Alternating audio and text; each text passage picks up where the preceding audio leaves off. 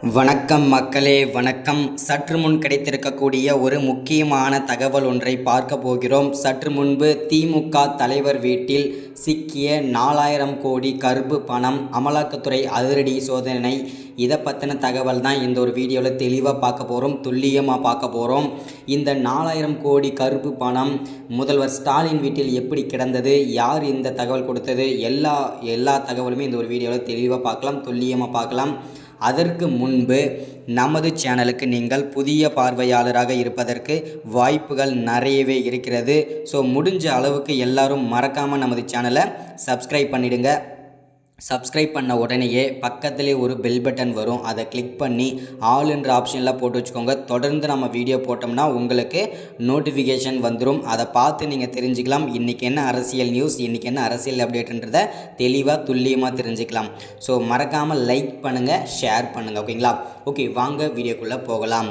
சற்று முன்பு கிடைத்திருக்கக்கூடிய ஒரு முக்கியமான பரபரப்பான அதிர்ச்சிகரமான ஒரு சோகமான தகவல் அப்படின்னு கூட சொல்லலாம் திமுகவை பொறுத்த வரைக்கும். ஏன் அப்படின்னா இதுவரைக்கும் கடந்த ஒரு 2-3 மாதங்களாகவே பார்த்திங்கன்னா திமுகவில் வந்து பல்வேறு சர்ச்சைகளை சிக்கிட்டு வந்துட்டுருக்காங்க திமுக அமைச்சர்கள் வந்து.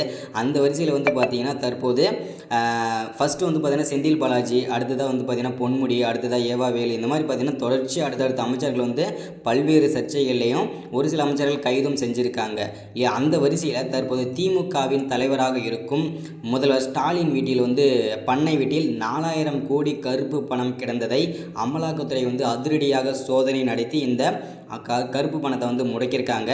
இதனால் வந்து பார்த்திங்கன்னா பேரதிர்ச்சியில் முதல்வர் ஸ்டாலின் இந்த தகவல் யார் கொடுத்துருப்பா, யார் என்ன போட்டு கொடுத்துருப்பா, எனக்கு ஆகாதவன் யார் இருக்கா அப்படின்னு சொல்லிட்டு அலசி ஆராய்ஞ்சு பார்க்குறாரு. இருந்தாலும் இப்போதைக்கு அதுக்கான நேரமே கிடையாது முதல்வர் ஸ்டாலினுக்கு. தற்போது அவர் வந்து பார்த்திங்கன்னா வீட்டிலேயே கைது செஞ்சுருக்காங்க.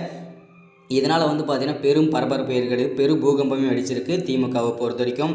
இந்த 4000 கோடி பணம் யாருடைய பணம், எங்கிருந்து வந்தது, யாருடைய பணன்றத கேள்வி மேலே கேள்வி வந்து அமலாக்கத்துறை வந்து வச்சிட்ருக்காங்க. திக்குமுக்கா பதில் சொல்லாமல் உட்காந்துட்ருக்காரு முதல்வர் ஸ்டாலின்.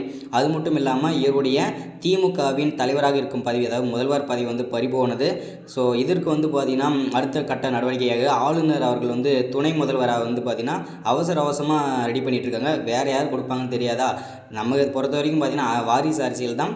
விளையாட்டுத்துறையாக அமைச்சராக இருக்கும் உதயநிதி அவர்களுக்கு தான் இந்த துணை முதல்வர் பதவி வந்து கொடுக்க போகிறதாகவும் ஒரு சில அரசியல் புரசலாக பேச்சு வந்து நமக்கு கிடைத்திருக்கிறது. தற்போது முதலமைச்சர் வந்து கைது செஞ்சுருக்காங்க அமலாக்கத்துறை 4000 கோடி கருப்பு பணத்தினால. இது அவர் வந்து புழல் சிறையில் அடைக்க போடுவார்ன்றதை அடுத்தடுத்த வீடியோவில் தொடர்ச்சியாக வந்து பார்க்கலாம். என்ன நடக்குது அடுத்தடுத்த அப்டேட்டில் வந்து தொடர்ச்சியாக உங்களுக்கு அப்டேட் கொடுத்துட்டே இருக்கேன். தொடர்ந்து நம்ம சேனலில் இணைஞ்சிருங்க. ஸோ மறக்காமல் சப்ஸ்கிரைப் பண்ணாதவங்க சப்ஸ்கிரைப் பண்ணுங்கள், லைக் பண்ணுங்கள், ஷேர் பண்ணுங்கள். அடுத்தடுத்த வீடியோவில் தொடர்ச்சியாக இதை பற்றி பேசலாம். தேங்க்யூ.